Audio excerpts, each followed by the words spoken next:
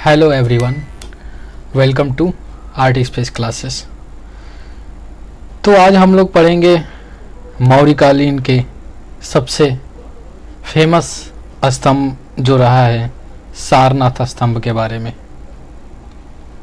सारनाथ के बारे में पढ़ेंगे आज हम लोग।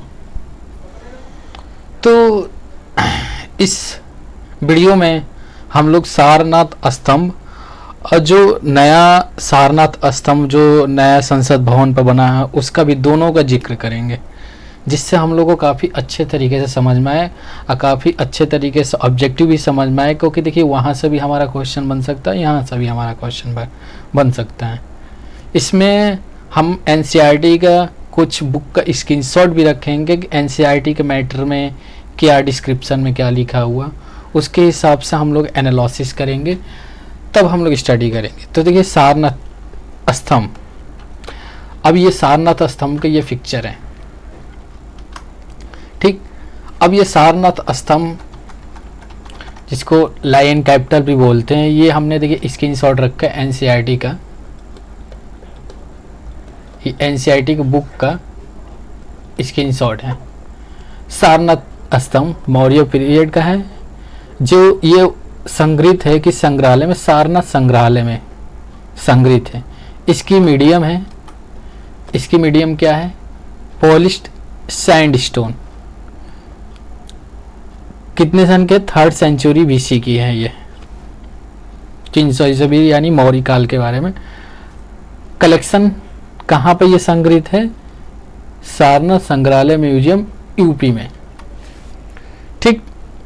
अब इसके बारे में जिक्र कर लेते हैं कि इस पर जो जानवर बने हैं, इस पर जो कमल के आकृति बने हैं, ये सारी चीज़ जैसे कि मैं पिछली क्लास में लिया था मौर्यकालीन जब हम पढ़ाए थे, तो उसमें आप लोग को बेसिक एक स्ट्रक्चर हम बताए थे, जिसमें से स्तंभ लेख का एक हमने डिस्क्रिप्शन बताया था कि स्तंभ लेख में कैसे क्या, किसको हार्मिका, किसको कमल के द्वारा पंखुड़ी बोला जाता है, इसमें सारी चीज़ें हमने बताया था। फिर लेखों के बारे में बताया था। तो आप उसमें जब स्तंभ के बारे में हम बता रहेंगे तो उसमें अच्छे से आप लोग समझे होंगे। अगर वो वाला वीडियो आप मौर्यकालीन वीडियो अब नहीं देखे होंगे तो मैं डिस्क्रिप्शन में उसका लिंक दे दूंगा, आप वहां से जाकर देख लेंगे। तो फर्स्ट वीडियो जब देखेंगे मौर्यकालीन, क्योंकि देखिए अब जो आगे हम लोग पढ़ेंगे मौर्य कला के बारे में हम लोग पढ़ेंगे, जितनी कला इसमें बनी है, जितनी चीज़ें कवर हुई है उसके बारे में। तो आप लोग पहली वीडियो देख लेंगे तो उससे एक बेसिक आप लोग को स्ट्रक्चर मजबूत हो जाएगी, ठीक। तो चलिए चलते हैं, हम लोग मौर्य काल के बारे में पढ़ते हैं। तो मौर्य काल के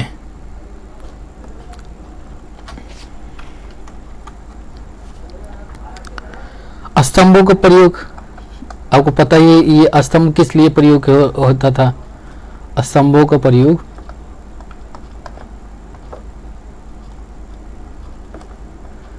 किस लिए करते थे? पिछली क्लास में हमने बताया था, उसमें धर्म प्रचार के लिए,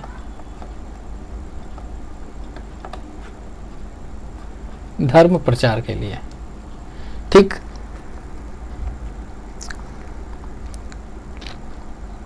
अब ये जो इसमें जो ये आकृति बनी है, ये देखिए डायग्राम बना है कमल के पंखुड़ी के आकार के तरीके से।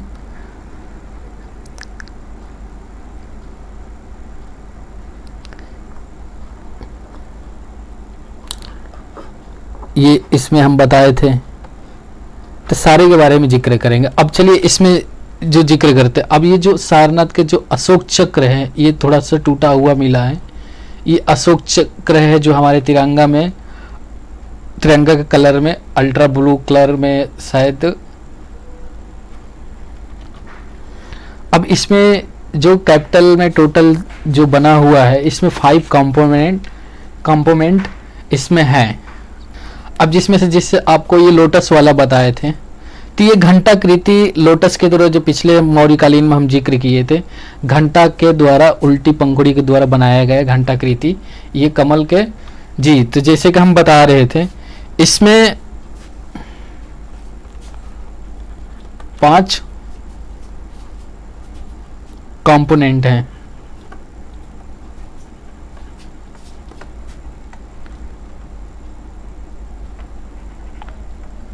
कंपोनेंट्स हैं। अब जिसमें से ये अशोक चक्र हो गया हमारा, फिर ये जो 4 पशु बने हैं जो 4 दिशाओं में दक्षिणावर्तों में घूमते हुए एंटी क्लॉक में इसमें दिखाए गए हैं। ठीक, तो इसके बारे में जैसे लोटस बेल के बारे में ये बता दिए, उल्टा का वो घंटाकृति तरीके से ये कमल के पंखुड़ी तरह ये एक बना हुआ है इस पर। और स्तंभों पर 4 पशुओं की आकृति, जिसमें से देखिए हाथी और बैल, शेर और घोड़ा। ठीक, तो इसमें से 4 जैसे जैसे क्वेश्चन पूछ लेता है कि इसमें से 4 आकृतियों में से कौन सा आकृति नहीं है, जिसमें कभी कभी गाय भी दे देता है जिक्र, तो बहुत कंफ्यूजन में लोग बैल के चक्कर में गाय पर लगा देते हैं। तो इस तरीके से क्वेश्चन आते हैं। ठीक, तो जो अब ये 4 जो पशु हैं,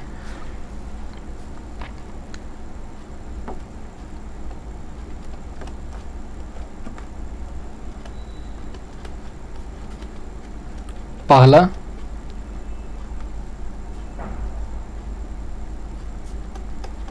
बैल को लिख लेते हैं, दूसरा घोड़ा को लिख लेते हैं, तीसरा हाथी, चौथा शेर लिख लेते हैं। ठीक, अब एक डायग्राम बनाते हैं, डायग्राम के द्वारा समझते हैं।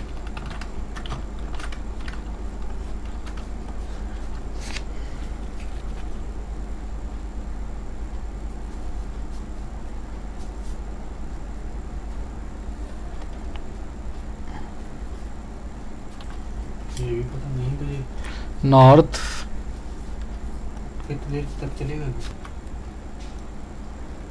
साउथ। तो यहां पर अब इस तरीके देखते हैं, जो उत्तर दिशा में है गज है, यानी हाथी।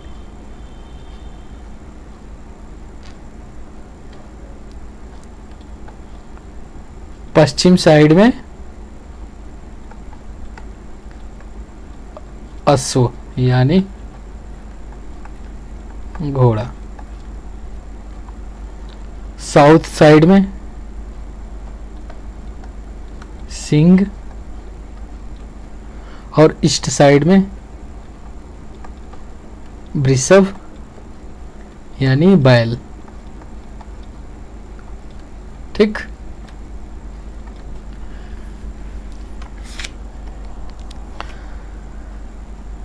अब इसमें सबका एक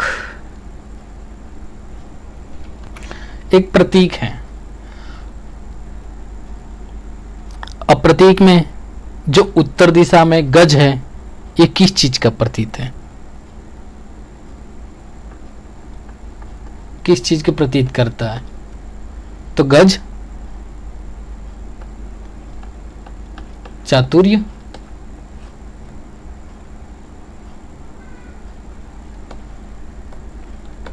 विचार,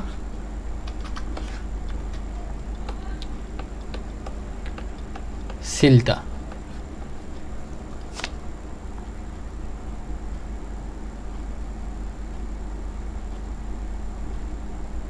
या ऐश्वर्य।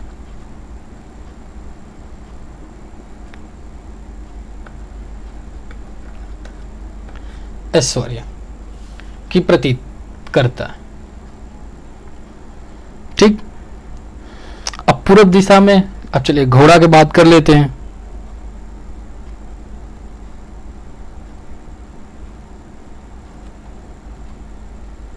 वेस्ट साइड में, जो पश्चिम साइड में जो घोड़ा है, ये किस चीज का प्रतीक करता है? राज्य विस्तार के।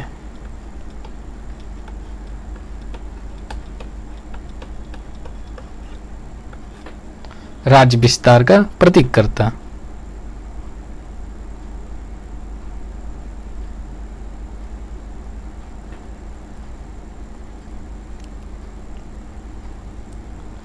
या इसमें दक्षिण दिशा का भी प्रतीक करता है ये,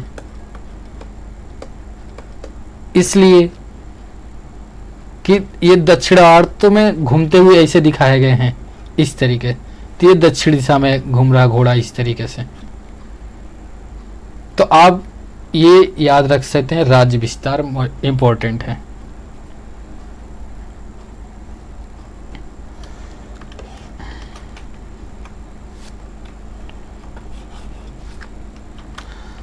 अब चलते हैं सिंह।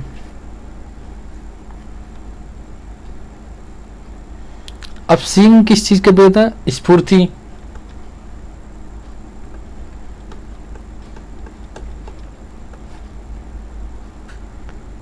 निर्भीकता यानी निडर,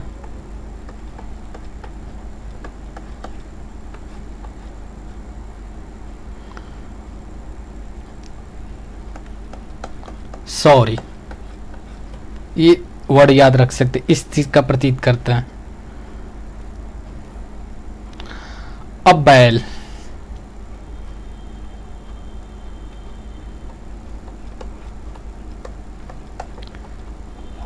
भूमि उर्वरता,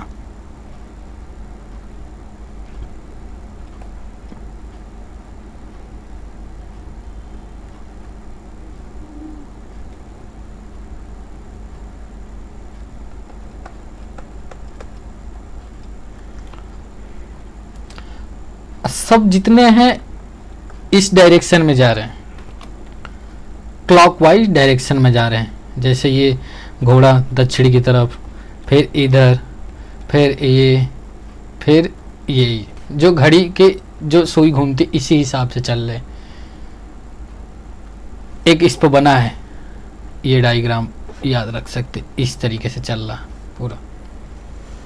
तो आप ये मोटा मोटी आप लोग को ये पॉइंट रख सकते हैं। स्तंभों के ऊपर धर्म प्रचार के होते, ये 4 पशु थे, बैल, घोड़ा, हाथी, शेर, जिसमें से ये एक डायग्राम बना दिए थे। नॉर्थ उत्तर साइड में गज था, पश्चिम साइड में घोड़ा था, साउथ साइड में सिंह था और ईस्ट साइड में वृषभ था। अश्व जो राज्य विस्तार का प्रतीक करता है, सिंह स्फूर्ति या निर्भरता शौर्य का प्रतीक करता है, और वृषभ भूमि उर्वरता का, और हाथी चातुर्य और विशाल ऐश्वर्य का प्रतीक करता है।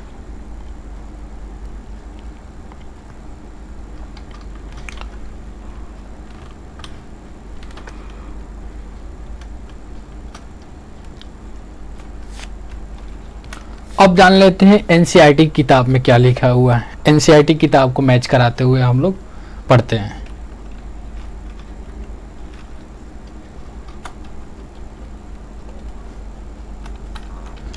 अब एनसीईआरटी किताब में लिखा है कि वाराणसी के निकट सारनाथ लगभग 100 से पहले खोजे गए ये शीर्ष स्थान लायन कैपिटल, जो आमतौर में सारनाथ सिंह का शीर्ष स्तंभ कहा जाता है। ये मौर्य काल के मूर्तिकाल का यह सर्वश्रेष्ठ उदाहरण है, मूर्तिकला का सर्वश्रेष्ठ उदाहरण है।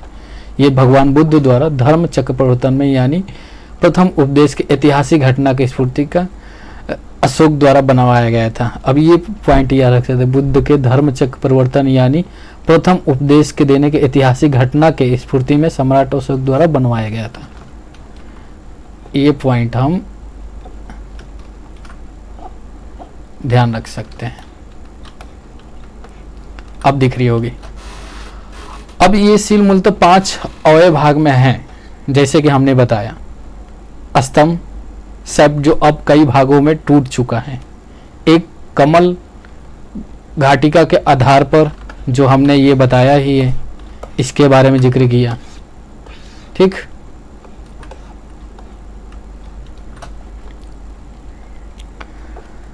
उस पर बना हुआ एक ढोल कि जिस पर 4 पशु है। अब ये ढोल, इस ढोल की बात कर रहा जिस पर 4 पशु हैं। ये बैल, ये शायद हाथी, ये घोड़ा और सिंह होगा, ठीक।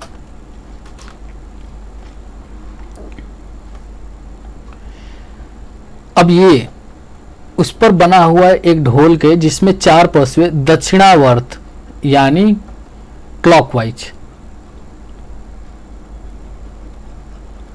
क्लॉकवाइज डायरेक्शन, यानी घड़ी का डायरेक्शन क्लॉकवाइज इस तरीके से चल रही है, क्लॉकवाइज दिखाए गए हैं, जिसमें 4 तेजस्वी सिंह आगे पीछे जुड़ी आकृतियों में दिखाए गए हैं। 5वां एक सर्वोपरि तल धर्म चक्र, जो कि एक बड़ा सा पहिए है। ये चक्र इस समय टूटी हालत में है। जो इस चक्र की बात कर रहे हैं, इस समय में हालत टूटी हुई है। ठीक। और सारनाथ के स्थलीय संग्रहालय में प्रदर्शित है। इस समय शीर्ष को उपरी चक्र और कमलधार के बिना स्वतंत्र भारत के राष्ट्रीय प्रतीक के रूप में अपनाया गया। अब राष्ट्रीय प्रतीक के रूप में कब अपनाया गया था? ये 26 जनवरी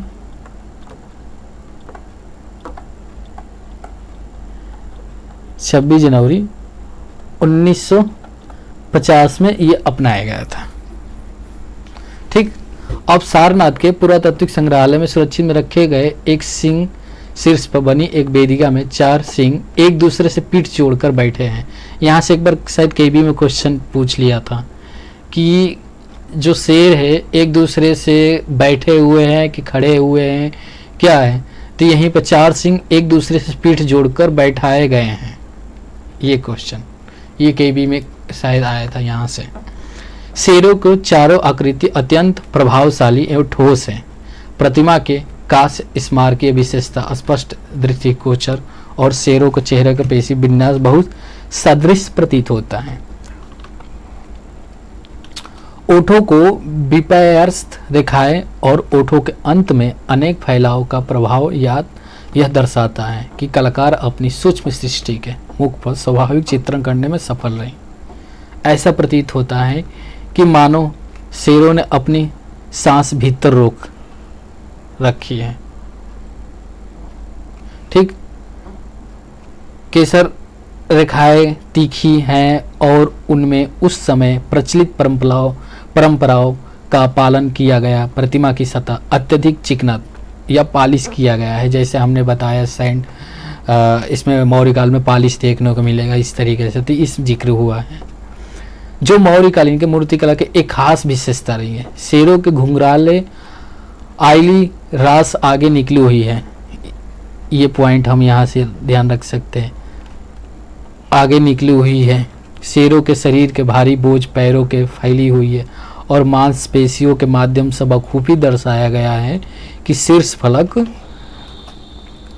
के एक चक्र बना हुआ है, जिसमें चारों दिशाओं में फैले हुए कुल मिलाकर 24 आरे हैं और प्रत्येक चक्र के साथ सांड, घोड़ा, हाथी और शेर की आकृतियां सुंदरता से उकेरी गई है। चक्र के यह स्वरूप संपूर्ण बौद्ध कला के धम्मक चक्र के निरूपण में किया गया महत्वपूर्ण बन गया है। प्रत्येक पशु आकृति सतह से जुड़ी होने के बावजूद भी काफी विस्तृत है। उनकी मुद्रा शीर्ष फलक में गतिमान प्रतीत होता है। प्रत्येक चक्र के बीच में सीमित स्थान होने के बावजूद इन पशुओं की आकृति ऐसे प्रतीत होता है कि कलाकार सीमित स्थान पर भी दर्शाने के पर्याप्त क्षमता थी। अब उल्टे कमल की आकृति टिका हुआ दिखाई देता कमल पुष्प प्रत्येक पंखुड़ी के उसकी सघनता को ध्यान में रखते हुए बनाए गए हैं, जो नीचे में वक्र तलों को सुंदरता को घेरा गया है और असम की आकृति के कारण यह समझाया गया है कि चारों ओर से देखा जाए, इसलिए दृष्टि बिंदुओं को कोई निश्चित सीमाएं नहीं रखी गई है। और ये शीर्ष सांची में भी पाया गया है। ये सिंह शीर्ष सांची में भी पाया गया है, वो भी टूटी हालत में है बनावट के। ठीक है। कल अब देखिए इस तरीके से ये बनावट है। ठीक। तो ये एनसीईआरटी के हमने ये बुक का पूरा मैंने नहीं छोड़ी इसमें। कहीं कहीं कभी कभी क्या होता है कि डायरेक्ट एग्जैक्ट ऑब्जेक्टिव यहाँ से पूछ लेते हैं। ठीक। अब इसके नीचे एक सत्यमेव जयते लिखे हुए हैं। सत्यमेव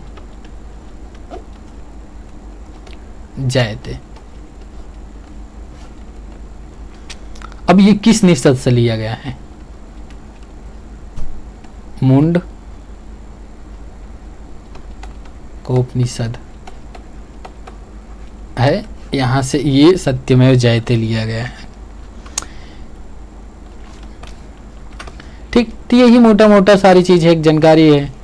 अब ये यहाँ पर नोट में एक लिख सकते हैं कि अशोक कालीन के ये प्राचीन स्तंभ है।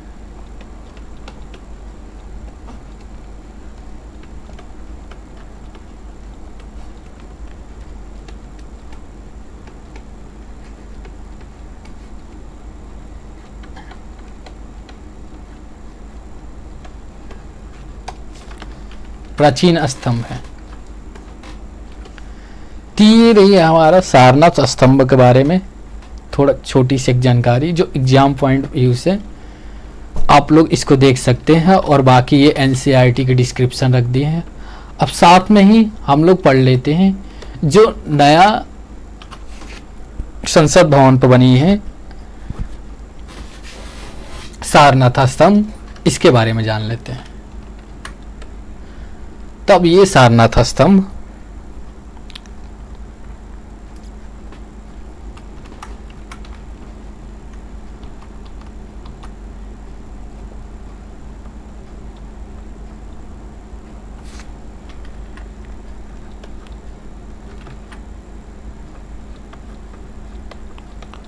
न्यू जो संसद भवन बना है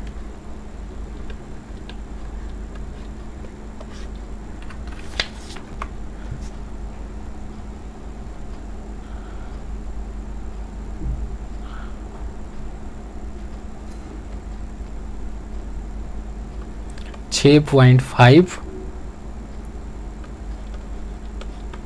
मीटर लंबे अशोक स्तंभ बनाए गए हैं। ठीक, इसकी माध्यम क्या है?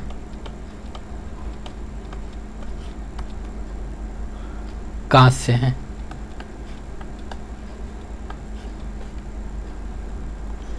इसकी वजन क्या है? 9,500 kg। अब ऊंचाई क्या है इसकी? 65।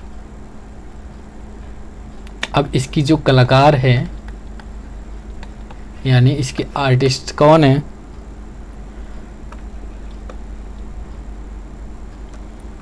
लक्ष्मण व्यास,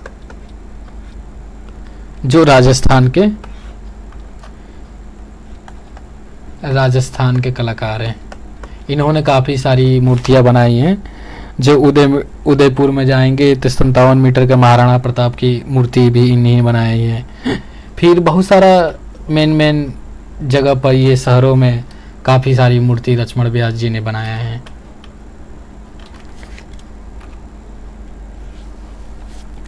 तो ये हो गई जो न्यू संसद पर जो हमारा बना है। ये हो गई हमारी तो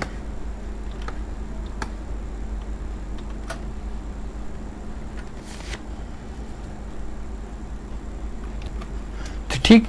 तो आज ये सारनाथ का पूरा स्तंभ अच्छे से आप लोग इसको एक बार रिवीजन कर लेंगे।